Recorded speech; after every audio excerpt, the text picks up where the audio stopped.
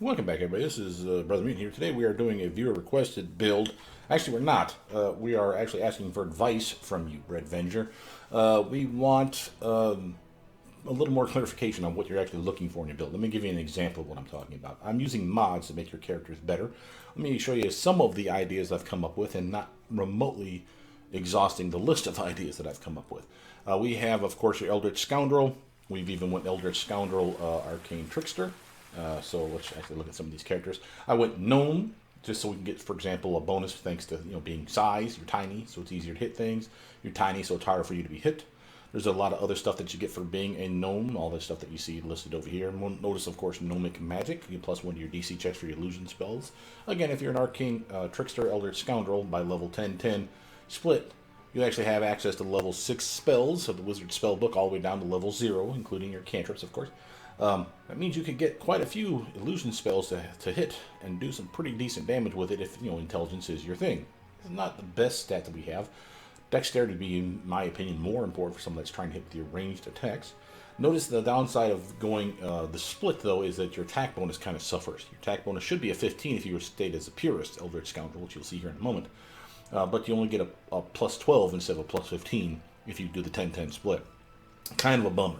You get plenty of bang for your buck, though. Don't kid yourself. That surprise spells alone is amazing. The ability to go invisible at will for a decent amount of time a day is pretty goddamn useful. Of course, impromptu sneak attacks, a guarantee that your sneak attacks are just going to land.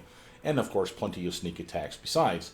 There's a lot of bang for your buck here if that's your thing. Again, this is a solid build. I'm not going to go over it unless this is what you're looking for.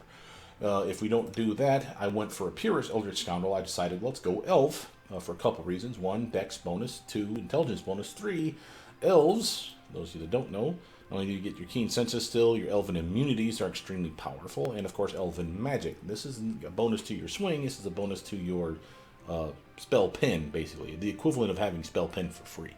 And it will stack with spell pen and greater spell pen if you go that route. Notice you mentioned before you're favoring the Elven Curve Blade being something of interest, but also that you wanted to go with the range. Well, if you went Elf for Eldritch Scoundrel, since I had to pick up martial weapon proficiency anyway to unlock the ability to use Frozen Crescent, the throwing axe that we're looking at here, then that also means that we can now use the Elven Curve Blade, which is normally an exotic weapon, but now it's a martial weapon because it's for your specific race. So this would allow you to go Elven Curve Blade and still throw. Again, kind of on you here. Solid stuff here. And again, don't think just because you didn't get any Arcane Trickster that you're kind of lackluster. No, you got plenty of sneak attack die. You get this cool Master Strike ability, which is pretty baller. You get all these wonderful abilities, so these rogue talents, which unlock a variety of things. This isn't necessarily the ones I pick per se, but early levels, these are definitely ones that you would want. Those would even get improved 2-weapon fighting basically for free here. And Uncanny Dodge, which again you saw that we got on this guy here as well. So there's plenty of solid reasons to go this route. Notice, of course, your finesse training, allowing you to incorporate your dexterity modifier for damage for any of these weapons under this category. You can pick 3 because we're going all the way to 20.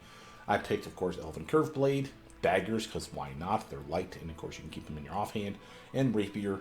You didn't have to go rapier. You could have gone kukri. You could have gone, what's the other one? Short sword, for example.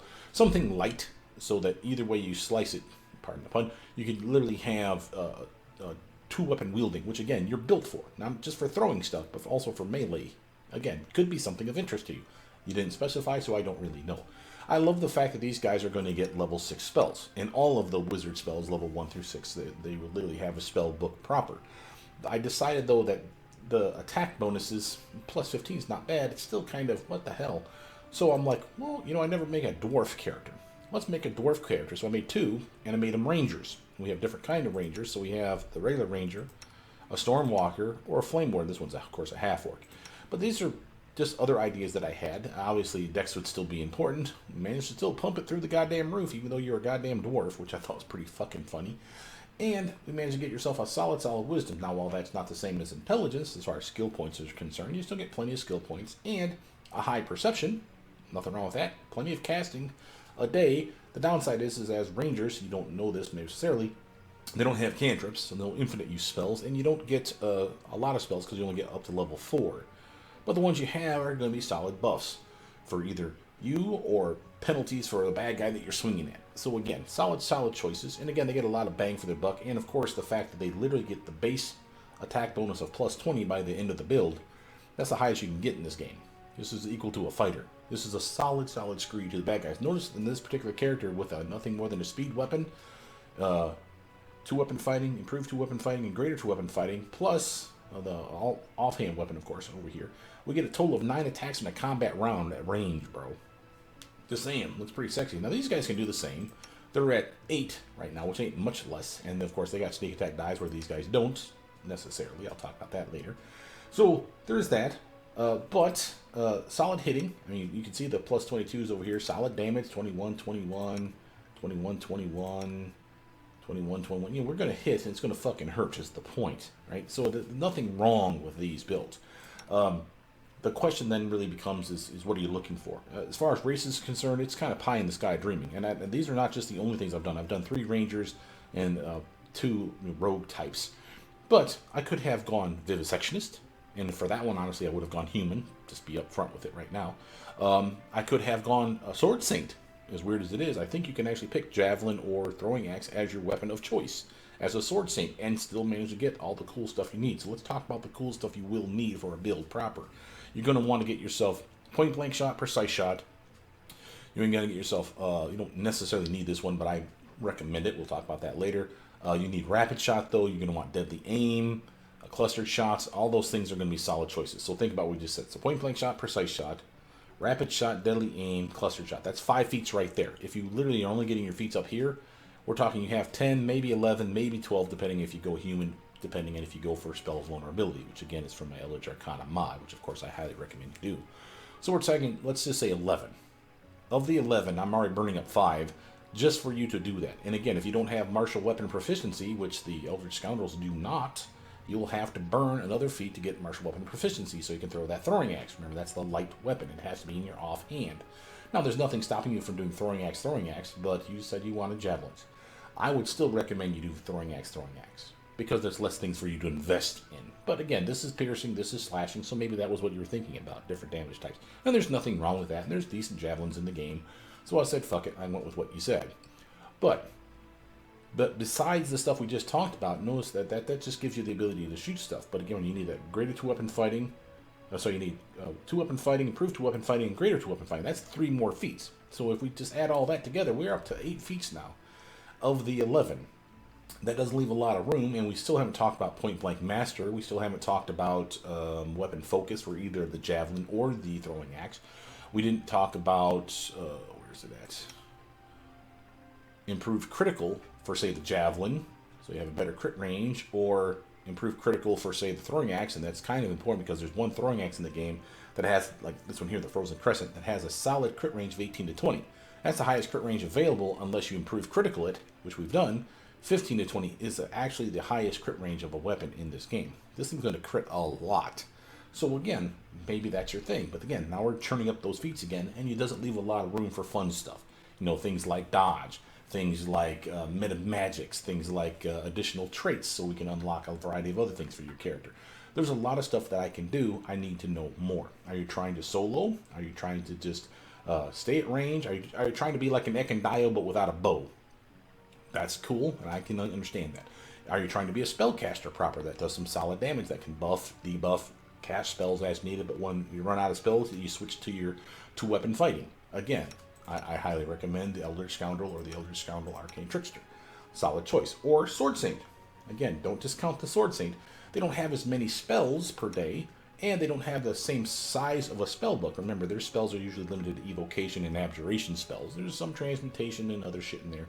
But by and large, you're not getting any enchantments. You're not getting any illusion spells of any real value, per se. So, if we want stuff, you're really going to have to bake it in. The real deciding factor is going to be how much sneak attack die do you need. And again, while I said these guys don't have sneak attack, that's actually not true. All the Rangers and the Sword Saint would have access to the spell Sense Vitals. So they could get sneak attack. Vivisectionists get sneak attack as they level up naturally. So again, sneak attack is not going to be the issue. How much do you need? This one here only has 5. That's plenty. 6 if we actually grab a feat, a combo sneak attacker. I could get 7 if I grabbed a piece of gear. 8 if I grabbed a different piece of gear. 9 if I grabbed a trait, which all these characters do have. The Blade of the Society. So again, we have sneak attack. I'm not worried about that so much. This one will have the most. The 2 and the 5 is 7. And I could have even grabbed another feat, making it 8. And again, with gear and so on and so forth, I could have put it well up past 9 or 10. But it's not really that important to me, anyway. Sneak attack damage is nice, and when you land it, it's nice to see it. But it's not what's making the build awesome. The extra attacks and the sneak attack is what's making it awesome. And again, 9 attacks versus 8 attacks. Even if this has 7 sneak attack dice and this one has 5, if I can get this one to hit 6 or 9 times instead of 8, versus this one which only does 8. Again, is those extra 2 sneak attack die really that critical? Yeah, it's helpful. It's not a big difference, is my point. So, you need to give me a little bit of guidance here, buddy. Give me other examples of stuff that I was thinking of. So not only we talk about vivisectionists, notice that the vivisectionist is going to have ways to make their dexterity so much better than everyone else's. I mean, we finished with a solid, with gear, of course you're seeing here, a solid dexterity for all these goddamn characters. I finished with a 30 every damn time. So a plus 10. And then yes, that's with gear and the best pie in the sky dream, but that's the goal, right? So again, I'll show you that gear in the video proper. You have a solid strength, you have a solid con. You get, again, depending on the type of character you pick, you're going to have a decent amount of HP, 200 plus for most of the characters. Some so close to 300 that you might as well just call it 300. It's a solid tune. Again, on you. Some of the other fiddlier bits, again, besides having a higher base attack bonus and extra attack around for the ranger, which again I highly recommend, you could have a pet. You don't have to. Depends on the type of ranger. We have the ability to charge our weapon, make it electrical. We have the ability to evade, but again, so do the rogue types. Notice that the rogues also get uncanny dodge, another thing that keeps them alive more than the rangers. The rangers can get armor. They can wear light and medium armor, and thanks to this little bastard right here, sleep in it. So they never have to worry about not being in their armor. So these guys have to wear robes and braces of armor class plus whatever. So again, unless you get that stuff, they're going to be kind of weak until they level up. It's going to be a thing. Highly recommend you grab Mage Armor wand ASAP. But again, on you. Notice that there's some other stuff that these guys are going to get. Now, I keep forgetting how much fun the Rangers actually are. Not only do they have favorite enemies, which means bonus to your attacks, which is fucking awesome. That's extra attack and extra damage. Don't forget that we get to pick multiple categories, and I've kind of mixed and matched it for all of them, but I went with humans, I went with giant humanoids, I went with undead, I went with fae, and then at the end I picked plants just once. But we doubled up on all the other ones. So that's a solid fuck you to the bad guys. I mean, you're getting a solid swing against many damage or enemy types in this game. Notice, of course, favorite terrain is going to be important. I always pick the same two. We got forest, urban, underground, and first world. Now, I wouldn't necessarily pick them in that order, but again, that's on you. These are ones that you're going to commonly see, and just so we're clear, underground really does mean caves, dungeons, basically castle keeps that are underground. But if it's a city setting, urban is what we're talking about, and there's plenty of fights where you're fucking with a city, and usually, let's face it, if you're fucking with a city, it's probably a lot of fights. It's like the captain's guard kind of shit. So why not be good at urban? Forest, it's kind of a judgment call. There's forests, there's plains, and there's mountains. I don't find us in the mountains very much, but it happens. Plains and forests are probably your big two, and I just picked one. I like trees, what the hell. He's got an axe, so he's probably in the forest, so fuck it. But it's on you. First world, of course, is not a judgment call. This is something that you're going to have to deal with at the end of the game. And I hate to spoil it for you, but it's important because these guys are bad guys. The same with the reason why we picked Fae, because they suck, and they're at the end of the game. So again, it's going to be something that it'll be obvious that that's where you're headed to. So I'm not feeling like I'm spoiling too much for you, but it really is important. Other than that, the differences between the Rangers, I mean, there's a lot of differences. For example, my Stormwalker, not only can I charge my weapon to do electric damage, not only can I teleport short distance and still attack, only one shot at first, eventually I can teleport and then shoot twice. It's fucking awesome. Remember, you're a sneak attacker. If you have sneak attack set up in a way where you can literally go boop and teleport over to the other side and then stab, and sneak attack, who didn't love this? And this is on tap. This isn't similar, like a limited uses per day, bro. This is every combat round. I want to teleport. Poop, shoot. Boop, shoot. Boop. This is going to be fucking awesome. Notice you eventually get immunity to electricity, which doesn't sound that impressive. But if you're on a team, you have like Octavia behind you. She has lightning bolt. She has dragon's breath that's electric. Have her, or have your main character, like, hurdle up all the bad guys on top of your face, and then have her spam like lightning bolt or dragon's breath, the electric version, through you. You will take no damage, and it will round them up and damage them like crazy. Again, immunity is power. There's always a way to incorporate that somewhere. Don't like stuff like that? Okay, how about we go with the generic ranger where you get a pet? He could be another meat shield for the team. He can set up flanking for you. Again, you want sneak attack, right? And again, Sense Vitals is something that these guys can cast. So can these guys, of course, too. But it gives them an edge and allows them to literally do more damage. I can see the appeal here. Notice we got not only evasion, we even get improved evasion. Not only that, we can still wear our armor. We even get something that the other guy didn't get called Quarry or Improved Quarry. This literally allows you to literally pick a bitch and say, that's my guy, I want to do extra attacks on him. So you literally get a bonus to your swing and you automatically confirm all crits. And think about what we're saying there. Confirming crits. Guaranteed. If you hit them with the crit range we're talking about, remember that 15 to 20, that's a solid crit range. Why not do the 15 to 20 where it's good, like guaranteed if I hit the 15 and it hits the mark, it's ×2 damage guaranteed. I don't have to roll. That's kind of sweet, right? Notice some other stuff here. Improved Quarry allows you to do it as a free action. This one was a standard action. So this is kind of wasting your turn. You don't get to attack in this round, is what I'm telling you. This one here, on the other hand, you can. So again, kind of cool. You build into it slowly. Notice, you may say, oh, well, I like these guys because I can get to go invisible. Greater invisibility is amazing, as you know. And of course, you set up the flat-footedness so that you can get your sneak attack love in. And again, more sneak attack die. Why wouldn't you like these ones? And again, they're squishy. They're cool. But again, I like my robust dwarf bastard. Why? Because stuff like this. All of them get that camouflage ability. Not only works in their terrain. So that's why your terrain that we just mentioned, those 4 places, are important. But once you unlock this bastard, for sacrificing your ability to move in that combat round, not attack, move, you literally can go what we call hide in plain sight. It's basically the hips from Neverwinter Nights 2, if you ever play that game. So literally you just have a high stealth stat, which of course you make sure to pump up. And then you activate this ability anytime you want, every combat round if you so choose.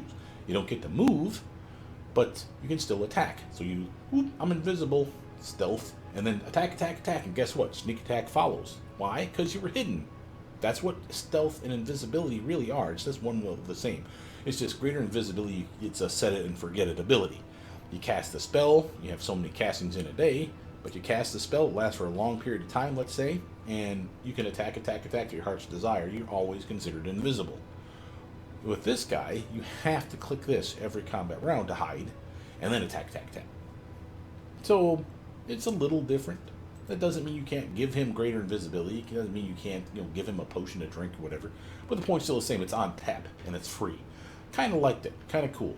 Notice we even have not only our animal companion, but all of them get this Master Hunter ability, with the exception of our Flame Warden. Nope. Oh, yeah, this guy here, our Flame Warden down here. But this is nothing more. It's extremely similar. Just put it this way: it's extremely similar to your. Where you at? Your. Come on now. Master Strike ability from your Eldritch Scoundrel, tier 20. So again, similarities between them, but by and large, it's more the same. It's like you do damage, and then if they fail to save, they die. If they don't fail to save, then they're immune to the effect for another 24 hours.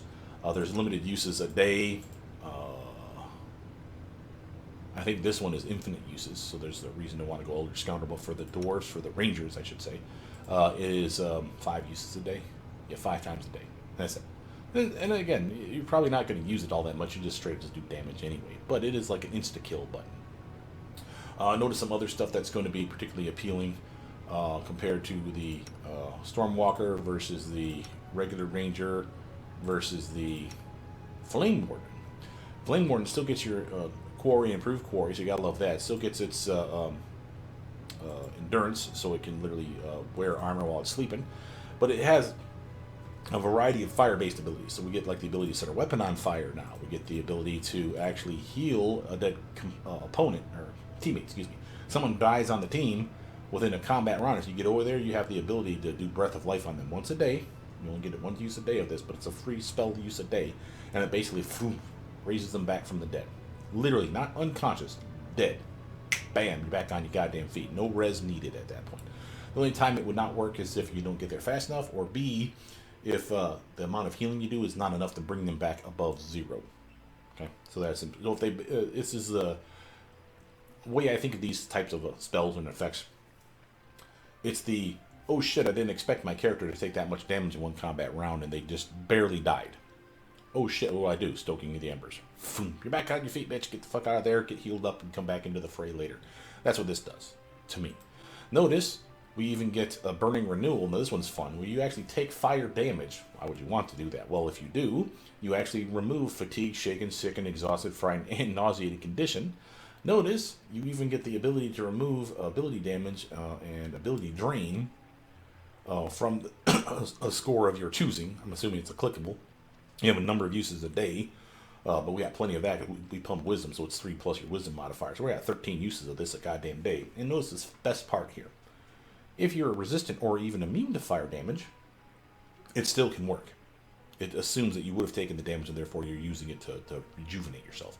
And again, guess what? You're going to get immune to fire with gear or spells or your own damn abilities eventually. So why not be that guy? Right? So again, the fact that you can cure yourself of a lot of ailments with this is pretty fucking baller.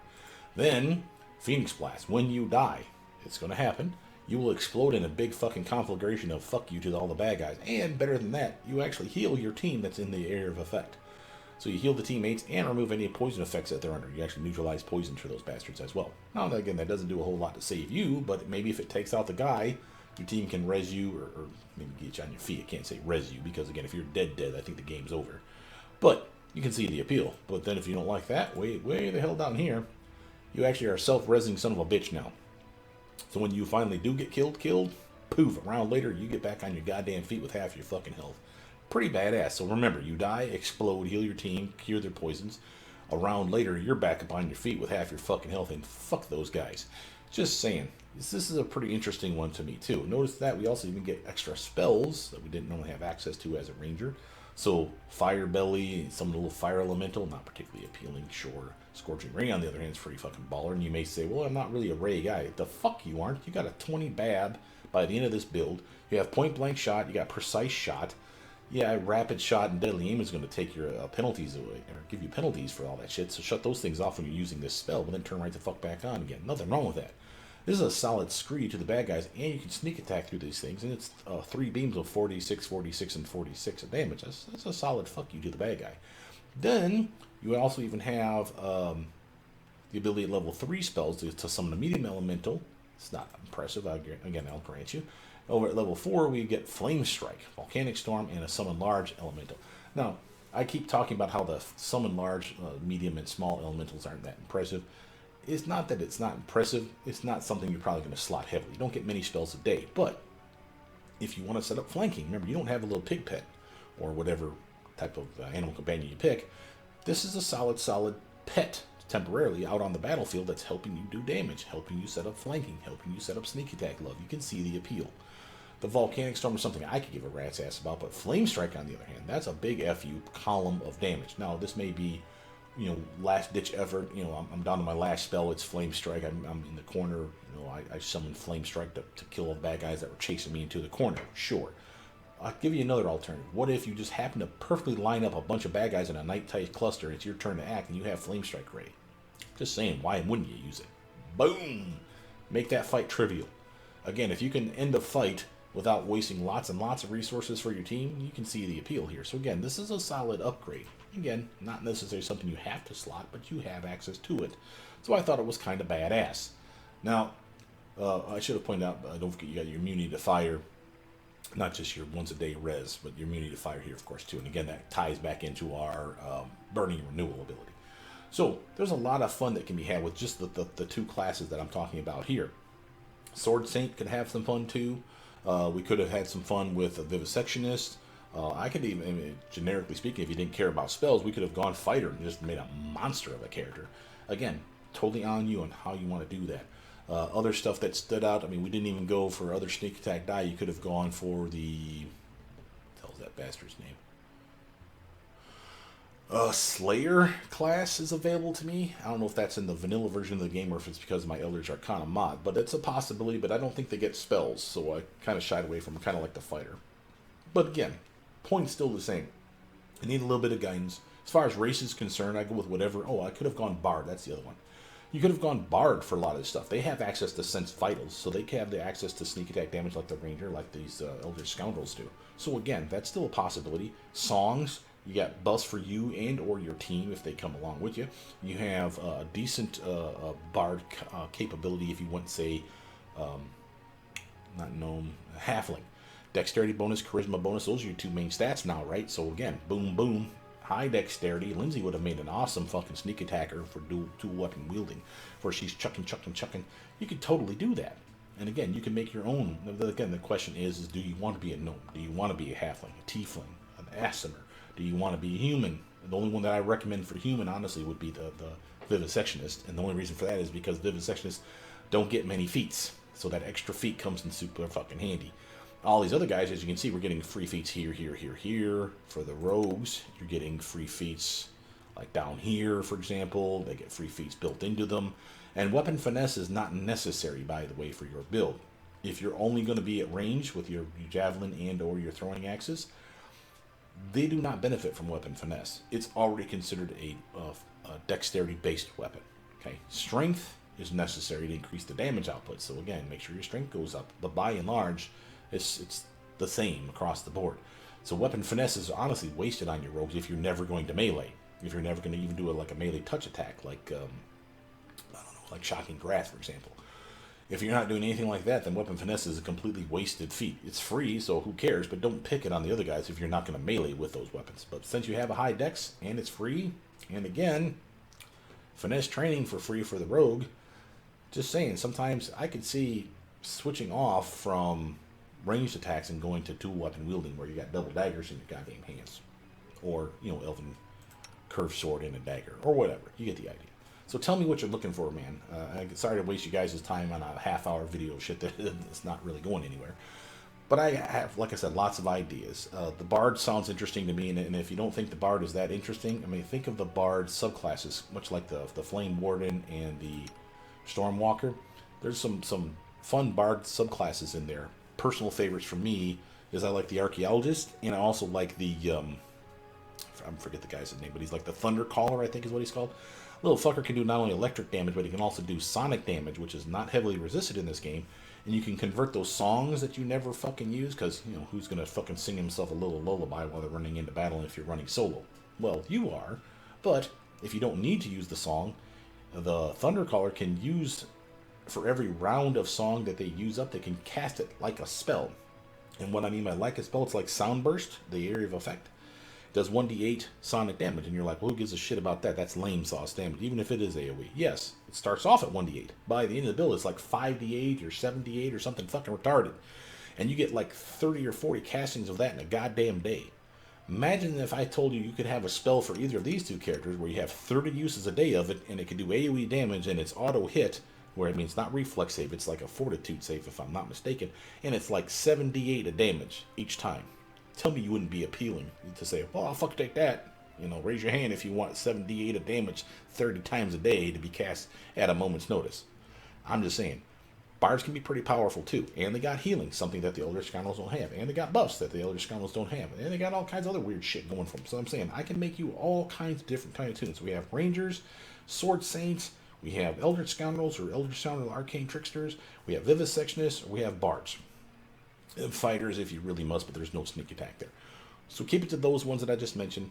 Tell me what you're kind of thinking. Are you trying to go solo? Do you want to have a lot of spell casting ability? Or is it just about the buffs? You just want to do damage? You want to make sure to hit the motherfuckers with those cool ass weapons? Tell me what you're looking for, and I'll actually make you the appropriate video for it. If you want to see more than one, like say, hey, I kind of like that one Ranger, and I'm really kind of curious what this Elder Scoundrel Purist can do, because I really like that Elven Curved Blade for when I want to go melee. Make me up 2 videos like that, and I'll happily do it for you, buddy. You just need to post down below. Tell me, hey, this is what I'm looking for. Make me video 1 and video 2, or video 1 only. If anyone else is watching this, because this is for Redvenge, doesn't mean this can't benefit you as well. If you want to see something, like say, hey, I'd like to see what that sword saint is, post down below. This is how I encourage you guys to post down below, so I get my comments section up. And by the way, last minute shout out for the fact that we're over 300 subscribers right now. I think the last count was at 315 or 316. That's pretty cool. Thank you guys for tuning in. I do appreciate that. And hopefully the content's better than it was when I started years ago. Neverwinter Night territory. Someone already commented this week about how the video was poor quality because the audio sucked. Yeah, I was using the mic that was built into my computer. I actually have a Blue Yeti microphone now. Thank God for that. But back to my point. Tell me roughly what you're looking for. And you don't have to be so specific and say, I want this kind of ranger.